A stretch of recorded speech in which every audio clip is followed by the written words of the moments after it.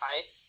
Vi vil nu fortælle om nogle forskellige reaktioner mellem heptan og diprom. Og i den første, der har vi et reagensglas, hvor der er heptan, som er den øverste væske, man kan se, som er gennemsigtig.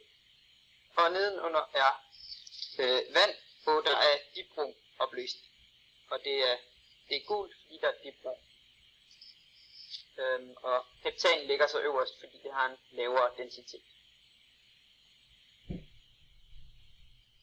Næste billede ser man samme reagensglas efter en omrystning.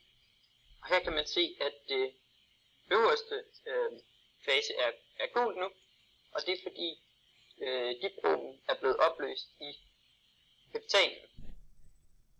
Og heptan kan netop blive opløst i vand, fordi begge stofferne er polære. Her er det reagensglas, der er blevet talt om før. Det kaldes så for reagensglas 1. Og her har vi så reagensglas 2. Der har vi de samme stoffer i, men den her den er så bare blevet opvarmet, og så er den så blevet rystet. Der er stadig en lagdeling, men begge væskerne er nu blevet gennemsigtige. Og det er så simpelthen fordi, at diprom går ind og erstatter et hydrogenatom i heptan. Og det sker så ved en substitutionsreaktion. Vi kan nu have skilt de to faser fra hinanden i reagensglas 2.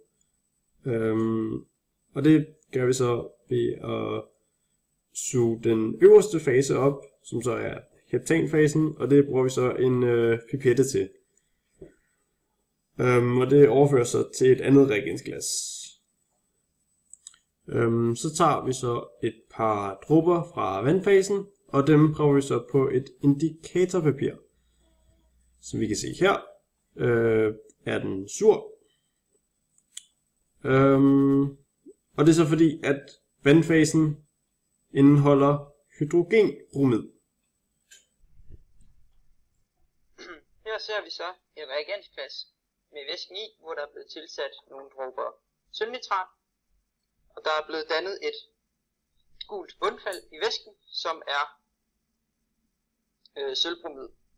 Og det er tungopløseligt og danner derfor bundfald. Og det andet stof, der blev dannet, som er salpetersyre, det er ikke så tungopløseligt. Så det danner ikke bundfald.